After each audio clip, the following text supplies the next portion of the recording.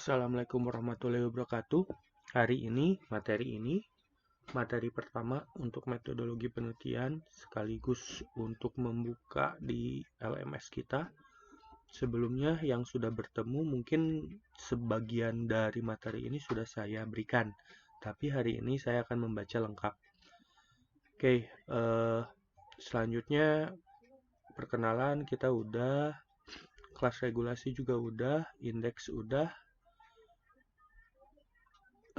Silabus juga saya sudah memberikan secara singkat.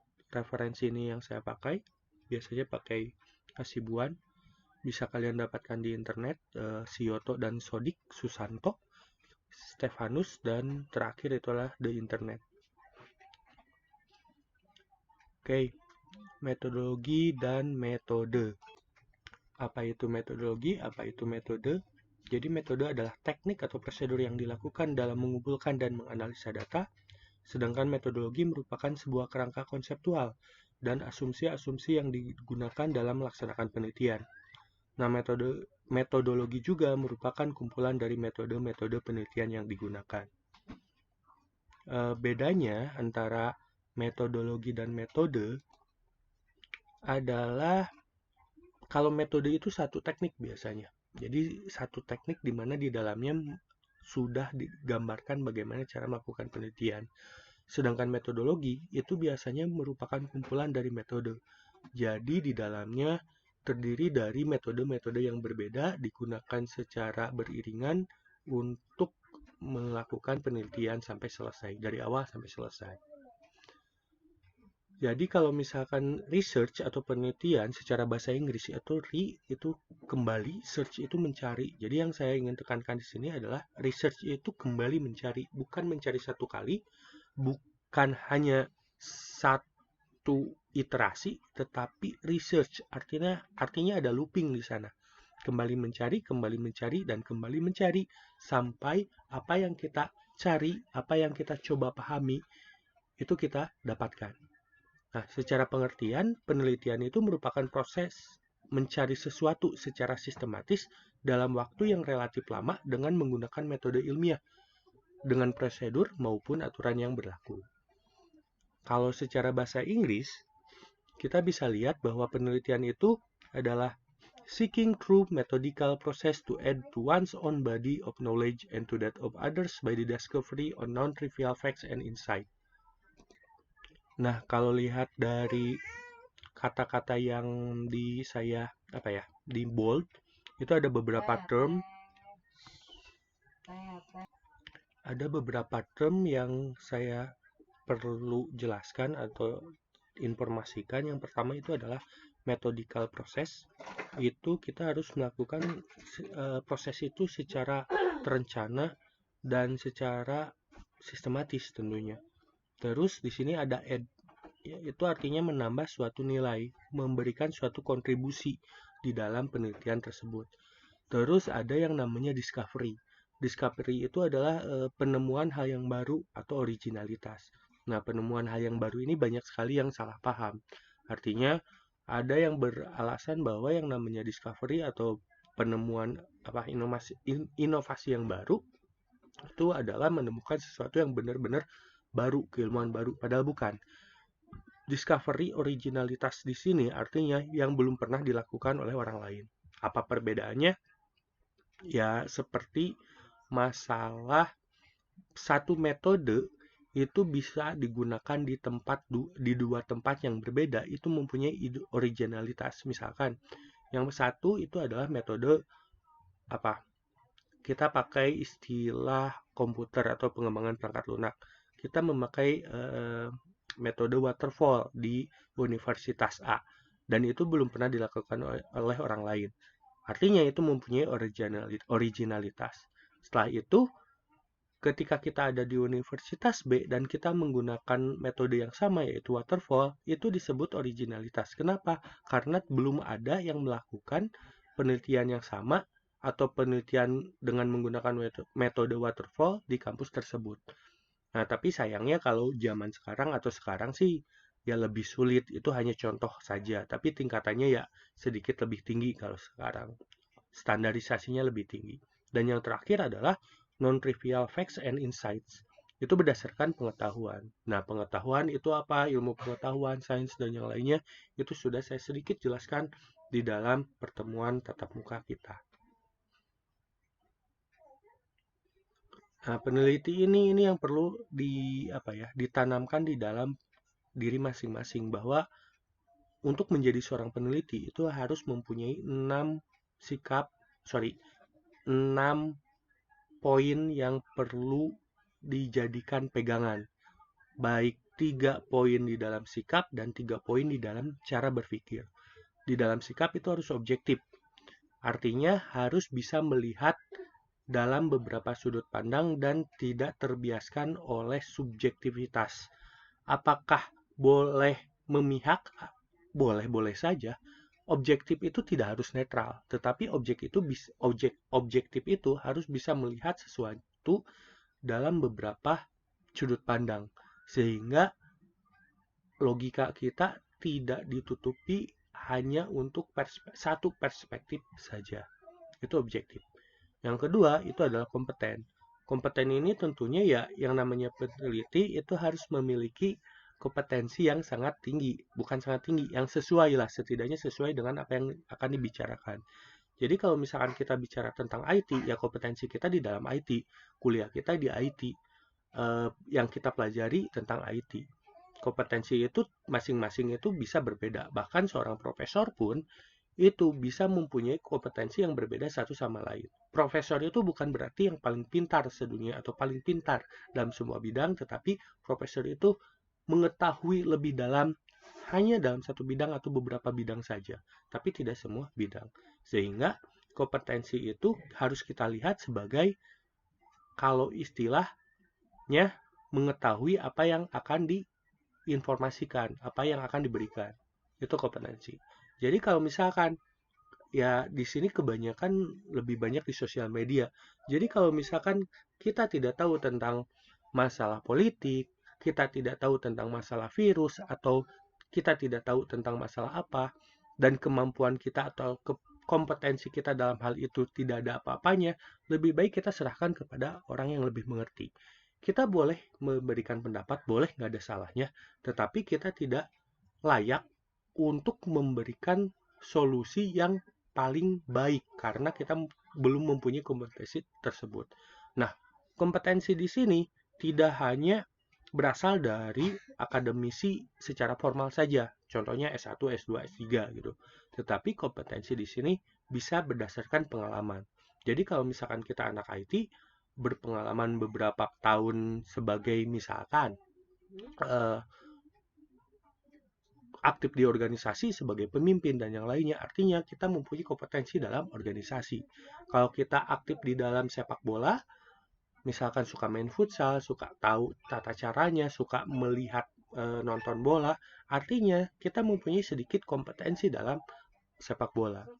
Atau K-pop, kalau misalkan kita sampai tahu artis terkenal, sampai tahu acara-acaranya, mencoba bahasanya, budayanya, sampai tata caranya, perjuangannya, mungkin kita bisa mengatakan secara kasar bahwa kita mempunyai kompetensi dalam hal itu. Tetapi yang namanya kompetensi, ya setiap orang mempunyai kadar atau level kompetensi yang berbeda-beda. Yang ketiga itu adalah faktual. Nah, yang namanya peneliti itu harus faktual. Semua informasi yang kita berikan, kita buat, kita laporkan, baik dalam paper, penelitian, ataupun nanti skripsi, itu berdasarkan fakta. Berdasarkan fakta yang ada. Jadi tidak boleh berbohong, tidak boleh memanipulasi, tapi hanya berdasarkan fakta. Kalau faktanya tidak ada, ya berarti jangan dimasukkan. Tapi kalau misalkan faktanya memang ada buktinya, itu dapat sebagai referensi. Selanjutnya itu adalah cara berpikir. Nah, cara berpikir peneliti itu ada 3. Tapi jangan ambil satu saja, jangan ambil skeptis saja, jangan. Tetapi setelah skeptis kita harus menganalisis dan harus kritis. Kenapa harus skeptis? Skeptis di sini bukan harus skeptis, tetapi jangan gampang percaya dengan apa yang kita terima. jangan gampang makan mentah-mentah apa yang kita dapatkan. Tetapi kita sebagai peneliti, apalagi sebagai orang yang terdidik, mencoba mencari kebenarannya itu, apakah itu benar atau enggak. Nah, bagaimana bisa mengetahui itu kebenarannya benar atau enggak? Ya, kita menganalisis hal itu. Jadi menganalisis apakah informasi yang diberikan itu benar atau enggak. Kalau misalkan itu benar, ya silahkan mau dijelaskan, ditambahkan, atau misalkan mau di-share, atau mau dibuat laporannya, baik penelitian ataupun hanya sharing di sosial media gitu ya. Boleh. Tetapi kalau misalkan itu tidak benar, kita harus mencoba memberikan informasi yang benarnya seperti apa. Kenapa? Karena tugas kita, kalau kita mempunyai sesuatu yang kebenaran dan memang timingnya tepat, kita wajib untuk memberikan kebenaran itu. Daripada orang-orang di sekitar kita itu terbutakan atau termakan, ya kalau secara kasarnya, kalau misalkan informasi itu tidak benar, ya hoax. Jangan sampai termakan hoax. Itulah 6 poin yang perlu saya berikan kepada teman-teman, bahwa seorang peneliti itu harus mempunyai 6 poin ini dalam logika mereka intinya, atau dalam cara bersikap dan cara berpikir ketika menjadi seorang peneliti. Dan bukan hanya peneliti saja sebenarnya. Kalau misalkan saya pribadi menggunakan prinsip-prinsip ini ya di kehidupan sehari-hari, kenapa? Agar bisa mencari informasi yang terbaik tanpa adanya terbiaskan subjektivitas, tanpa adanya termakan hoax dan yang lainnya. Jadi itu adalah 6 poin untuk peneliti. Nah, peneliti itu boleh salah. Peneliti itu boleh salah. Salah hipotesis, salah analisis, salah pengujian hipotesis, dan sebagainya. Yang tidak boleh itu menipu atau berbohong, mempermainkan data, manipulasi data, hasil pengolahan statistik, dan sebagainya. Jadi, yang namanya peneliti ya, salah hipotesis boleh, salah analisis boleh. Ini boleh kok. Kalau misalkan teman-teman di sini S1 masih berupa skripsi, salah itu wajib. Kenapa? Kalau langsung benar, malah kita curiga sebagai dosen. Salah itu, nah perkembangannya bagaimana? Dari awal sampai akhir ada yang namanya pembimbing skripsi. Sehingga peneliti atau kita sebagai peneliti itu namanya ada perkembangan pengetahuan yang tadinya tidak tahu atau kurang tepat diperbaiki oleh pembimbing sehingga menjadi lebih baik. Apakah dalam akhir penelitian itu masih salah, itu nggak apa-apa? Nggak apa-apa, nggak jadi masalah. Yang penting buat saya pribadi, yang tadi sebelumnya dipegang objektif, faktual, dan kompetensinya sesuai gitu. Jadi selama itu terpenuhi dan tata cara format nanti yang saya jelaskan ke depannya, banyak kok paper yang sebenarnya kurang tepat atau di apa ya? di di debat atau diargumentasikan oleh paper yang lain atau peneliti yang lain. Nah, itulah pengetahuan. Kalau ada kesalahan, ya kita perbaiki menjadi lebih baik. Nggak apa-apa. Tetapi ya sekali lagi bahwa peneliti itu nggak boleh bohong atau menipu. Kita masuk ke tujuan dasar penelitian. Jadi tujuan dasar penelitian itu untuk apa? Yang pertama itu adalah memecahkan permasalahan yang dihadapi. Terus yang kedua itu menguji, mengembangkan, dan menemukan teori atau metode. Menemukan di sini bukan menemukan sesuatu yang baru, tapi mungkin bisa menjadi menemukan teori atau metode yang paling cocok untuk suatu masalah. Atau menemukan sebuah teori menggabungkan beberapa metode untuk mensolusikan suatu masalah. Itu nggak jadi masalah. Jadi bukan menemukan yang sesuatu yang benar-benar baru, enggak.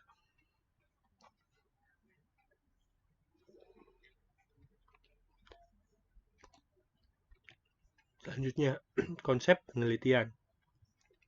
Apa itu konsep penelitian? Jadi, yang istilahnya membangun software atau sistem bukan tujuan utama penelitian. Menguji, mengembangkan, dan menemukan keilmuan adalah tujuan utama penelitian. Nah, jadi banyak sekali yang salah kaprah ketika di IF, apalagi bahwa membangun software atau sistem itu adalah merupakan hal yang utama, padahal enggak. Dalam skripsi atau penelitian, itu yang penting itu bukan hasil akhirnya saja. Bukan berarti hasil akhir nggak penting, tapi bukan hanya hasil akhir, tetapi prosesnya, metodenya, bagaimana sebuah proses dari nol sehingga menjadi sebuah software. Itulah yang dinilai. Baik softwarenya masih salah atau nggak jadi masalah sebenarnya. Kenapa nggak jadi masalah? Karena itu masih dalam bentuk penelitian. Beda lagi kalau misalkan kita bentuknya ke komersil. Kalau komersil ya software itu adalah tujuan utama. Tapi penelitian itu bukan itu. So, ketika di akhir softwarenya masih belum jadi, masih belum sempurna, bisa dilakukan penelitian selanjutnya yang untuk menyempurnakan software tersebut. Terus nomor 2, menguji, mengembangkan, dan menemukan keilmuan adalah tujuan utama. Nah, jadi kita lihat di sini ada menguji, mengembangkan, dan menemukan keilmuan. Jadi di sini metode yang kita pakai itu diuji. Setelah diuji, bisa dikembangkan dan tentunya menemukan keilmuan. Itu adalah proses utama atau tujuan utama dari penelitian, bukan softwarenya. Nah, mengembangkan dan menemukan ilmu itulah yang disebut dengan kontribusi ke pengetahuan. Jadi contohnya kalau misalkan sekarang memakai PHP menggunakan GPS, menemukan sesuatu yang baru bahwa mencari jarak tercepat itu kita bisa memakai metode yang lebih baik, dan itulah ilmu yang bisa dikembangkan. Ilmu itulah yang menjadi sebuah tambahan nilai atau sebuah kontribusi terhadap pengetahuan. Nah, kontribusinya itu tidak bisa langsung secara langsung bisa diukur ke masyarakat tuh. Kenapa? Karena kalau ke masyarakat itu biasanya hasil dari penelitiannya itu setelah penelitiannya itu berhasil gitu. Jadi kontribusi ke masyarakat itu bukan dimaksudkan ke tujuan tetapi ke manfaat penelitian. Jadi ya seperti yang saya katakan tadi bahwa kontribusi belum bisa terbagi dua, ada yang menjadi ketujuan penelitian dan juga ada kemanfaat. Nanti kita bahas satu persatu apa bedanya tujuan dan manfaat. Hampir yang sama. Nah, selanjutnya klasifikasi penelitian. Sebelum kita mulai, untuk kuis kehadiran kali ini, saya kasih gampang saja. Sebutkan nama Presiden Indonesia yang ketiga. Udah, itu jawabannya nanti jawab di bagian kuis kehadiran ya. Oke, sebutkan nama Presiden Indonesia yang ketiga. Yang lengkap ya. Oke, kita lanjutkan.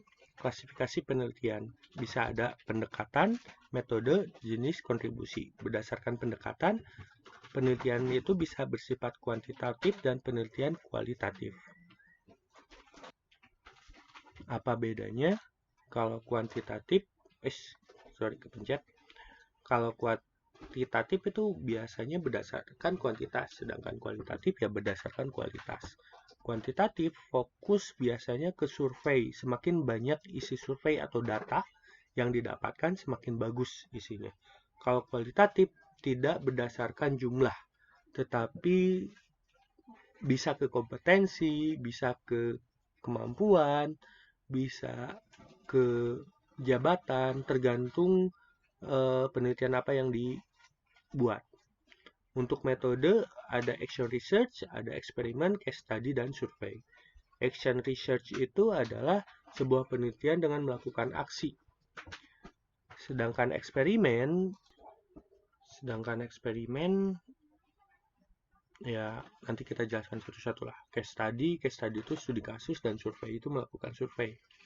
Dan dalam bentuk jenis kontribusi ada penelitian dasar, terapan, explanatory, konfirmatory, deskripsi, eksperimen, dan korelasi. Nah, kalau kita lihat dari, belum saya bener ini. Quantitative methods associated with measuring things on numeric scales. Jadi berdasarkan numerik. Itu biasanya berasal dari natural science. Natural science, dan biasanya dengan pengertian itu bagaimana sesuatu itu terkonstruksi, dibuat atau kerja. Selanjutnya qualitative methods. Jadi kalau metode ini itu berasal dari social science. Terus fokusnya meningkatkan pengertian dari sebuah substansif area. Jadi daripada memberikan penjelasan. Nah, ini biasanya Information Science banyak memakai ini. More common, ini bukan common ya, pakai C, salah kayaknya. Nah, kalau secara perbedaan dari jenis data kita bisa lihat antara kualitatif kuantitatif, proses penelitiannya. Kalau kuantitatif itu deduktif, induktif, kalau kualitatif itu induktif. Apa bedanya nanti saya perlihatkan. Untuk respondennya kuantitatif, nah ini yang paling banyak. Sebagai pengertian utama, kuantitatif itu respondennya atau objek penelitiannya harus banyak. Sedangkan kualitatif itu hanya satu atau sebagian kecil saja. Nah, untuk kuantitatif memakai instrumen apa? Kuesioner dan instrumen lain, sedangkan kualitatif itu biasanya peneliti itu sendiri sebagai instrumennya. Maksudnya seperti apa? Jadi peneliti itu melakukan wawancara, melakukan observasi, penelitian, langsung analisis ke tempat objek penelitian. Nah, tujuan penelitiannya itu kalau kuantitatif itu konfirmasi, kalau kualitatif eksplorasi, sedangkan untuk pengujiannya kuantitatif biasanya statistik, berapa persen, dan berapa persen. Sedangkan kualitatif itu biasanya menggunakan pengujian non-statistik. Walaupun ada beberapa yang memaksakan, walaupun hanya respondennya hanya 2 atau 3 orang, memaksakan memakai penelitian kuantitatif. Sebenarnya itu kurang tepat. Nah, ini tadi deduktif induktif untuk kuantitatif. Jadi deduktif induktif itu tuh yang pertama melakukan proses deduktif itu apa? Kumpulan teori, menghasilkan suatu konsep dan merumuskan hipotesis. Setelah itu baru dilakukan induktif. Induktifnya itu menguji hipotesis dan membuat sebuah kesimpulan. Sedangkan kalau kualitatif itu bersifat induktif, jadi pengamatan terhadap objek penelitian, sesuatu yang khusus, terus hasilnya itu menghasilkan suatu konsep atau teori baru, sesuatu yang umum gitu. Jadi khusus ke umum, itu kualitatif. Nah, kalau ini tadi metode penelitian berdasarkan caranya. Ada action result, merupakan penelitian terapan berfokus pada sosial seperti masalah gender. Eksperimen, itu dilakukan dalam lab, kehidupan sebenarnya, menciptakan kondisi yang dimanipulasi bagi salah satu kelompok subjek penelitiannya. Jadi kalau misalkan di app itu datanya memakai data sampel terlebih dahulu, terus memanipulasi data-data agar disesuaikan dengan kebutuhan. Jadi data itu jangan harus yang benar saja, tetapi dimasukkan yang salah atau malah ekstrim, itu agar memperlihatkan, agar menguji eksperimen kita sampai mana error handlingnya atau error gap, bukan apa istilahnya saya lupa. Nah, intinya gitulah. Jadi eksperimen, tapi nanti pada akhirnya tidak boleh memanipulasi data lagi, tetapi datanya itu harus sesuai fakta. Tapi bagaimana Pak kalau nggak ada datanya? Ya disesuaikan dengan, kalaupun eksperimen datanya itu bisa dimanipulasi tapi hasilnya tidak boleh dibohongi gitu, sesuai fakta. Ya ada agak perbedaan lah, jadi level-levelnya berbeda. Jadi kalau misalkan eksperimen itu ada beberapa yang tidak boleh dilangkahi, ada batas-batas kewajaran yang tidak boleh dilangkahi. Selanjutnya 3, case study. Jadi penelitian yang bersifat mendalam dengan pendekatan pada kasus yang spesifik. Nah, buat saya yang paling gampang untuk melakukan penelitian itu adalah case study. Kenapa? Karena studi kasusnya jelas. Kita akan fokus, ruang lingkupnya itu sudah jelas, sehingga tidak akan keluar dari sana. Kalau misalkan keluar dari sana, itu kita bisa memberikan argumentasi bahwa enggak, case study-nya hanya sebesar ini dan tidak bisa keluar dari situ. Itu case study. Dan terakhir adalah survei. Ini paling banyak digunakan untuk penelitian-penelitian non-science atau non-IT biasanya. Jadi mengajukan manajemen, pariwisata biasanya memakai survei seperti ini. Peneliti mengajukan pertanyaan tertulis baik yang telah tersusun dalam kuesioner ataupun dalam wawancara. Nah, kecuali dalam wawancara, kalau wawancara IT pun banyak. Ya, tergantung lah. Survei memang paling banyak non-IT, tetapi IT pun masih banyak menggunakan survei. Untuk apa surveinya? Ya, macam-macam lah. Nanti kita bahas satu persatu. Ini adalah jenis kontribusi. Ada deskripsi, eksperimen, korelasi, kualitatif, kuantitatif, explanatory, konvensional, terapan, dan murni. Jadi beda-beda kontribusinya. Nah, ini adalah disiplin ilmu komputer dan jenis penelitian yang digunakan. Ini berdasarkan tahun 2005, IEEE ACM Computing. Ini ada beberapa perbedaan antara jenis penelitian. Jadi ada yang computer engineering. Di sini kita lihat computer engineering yang pertama. Ini apa? Ya, ini biasanya pengembangan sistem terintegrasi. Information system. Nah, seharusnya ini jurusan sistem informasi, tapi banyak IF yang masih ngambil ke fokus ini. Analisa kebutuhan dan proses bisnis serta desain sistem. Ini jadinya sistem analis. Nah, sistem analisnya sendiri itu dari IF banyak kok jadi sistem analis. Selanjutnya ada computer science, konsep computing dan pengembangan software, computer scientist. Di sini ilmu komputer, jurusan ilmu komputer ini sangat berpengaruh ke sini. Ini IT ya, secara umum lah IT, pengembangan dan pengelolaan infrastruktur IT. Tapi di sini fokusnya ke network engineer, jadi jaringan. Dan yang terakhir adalah ini seharusnya IEP yang paling utama. Bukan IEP sih sebenarnya, ini adalah jurusan rekayasa perangkat lunak. Kalau bahasa Inggrisnya ya software engineering, pengembangan software dan pengelolaan tahapan SDLC. Biasanya jadi software engineer. Apa perbedaannya sistem informasi dengan computer science? Kalau sistem informasi itu biasanya manajemen aspek. Banyak manajemen aspek. Metodenya itu case study dan survei. Terus ya intinya di sistem informasi. Sedangkan computer science itu lebih banyak ke technical aspek. Berupa eksperimen, trial error, biasanya menemukan sebuah computing methods dan computing theories. Itu yang digunakan untuk menganalisa atau menggunakan metodenya. Apa ini bedanya originalitas dan kontribusi?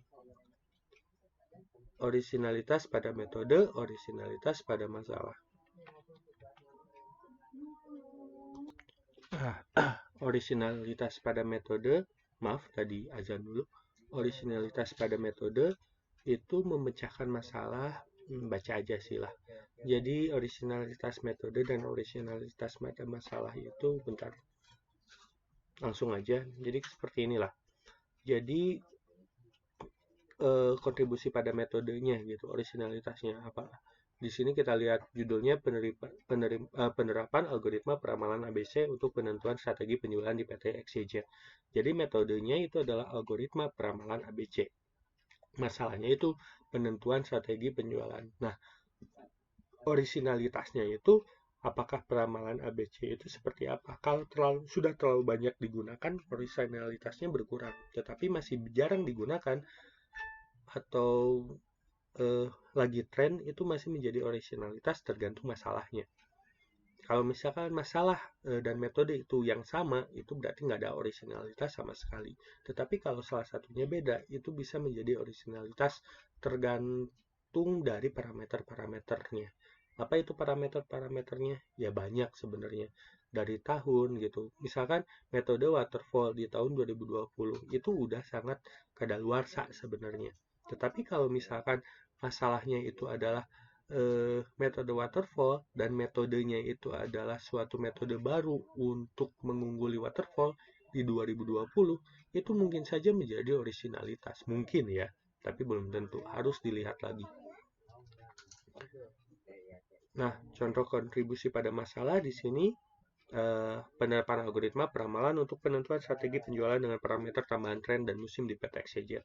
Nah, metodenya algoritma peramalan. Dan kita lihat parameter tambahan. Jadi sebelumnya belum ada parameter tambahan di PT XYZ.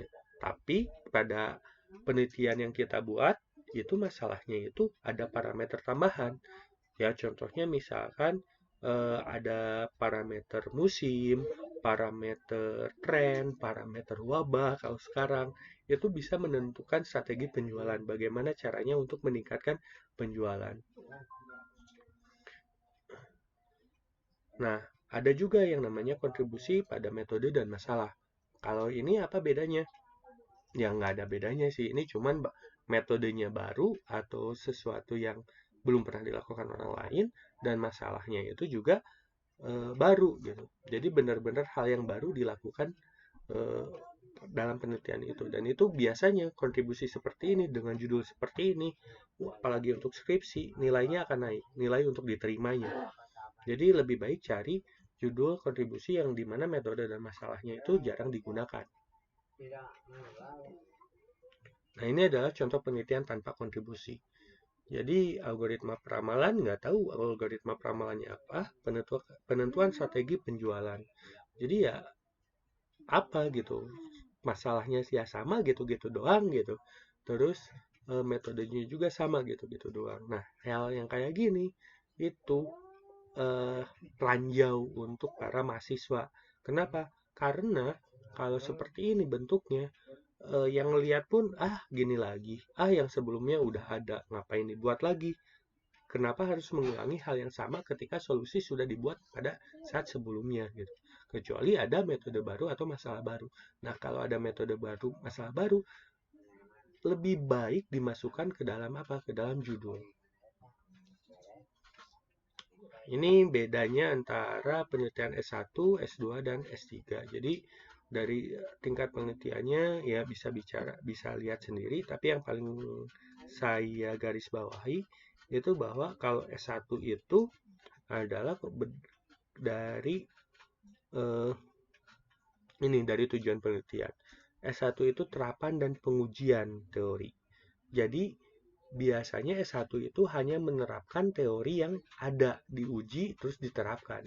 Kalau tesis S2 yaitu teori yang udah ada itu dikembangkan atau disesuaikan dengan kebutuhan penelitian. Jadi mungkin teori itu bisa ditambah atau malah bisa dikurangi. Kenapa? Ya harus ada referensinya kenapa itu dikurangi atau ditambahkan. Dan itu yang diujikannya. Kenapa ini harus teori ini berubah? Itu biasanya waktu tesis. Nah, sedangkan disertasi itu biasanya mengembangkan teori dan menemukan teori baru. Ini yang wajib, menemukan teori baru. Makanya S3 itu susah. Kenapa harus menemukan teori baru? Untuk target publikasi, ini bisa kita lihat bahwa kalau skripsi itu konferensi nasional, tesis itu konferensi internasional, kalau S3 itu wajibnya jurnal internasional. Apa bedanya konferensi dengan jurnal? Nanti saya jelaskan di pertemuan lain. Oke, mungkin itu saja materi pertama kita. Maaf banyak noise, karena yang kita tahu dengan keadaan kayak gini ya mau menyesuaikan dengan keadaan yang udah ada lah ya. Ini adalah percobaan pertama untuk mata kuliah ini. Jadi kalau misalkan ada ada komen, ada saran, ada bagaimana caranya suaranya masih jelek, ini udah baru maksain ganti karena mic yang sebelumnya rusak. Terus backgroundnya diganti, ya silahkan Patreon nanti saya sharing, enggak lah.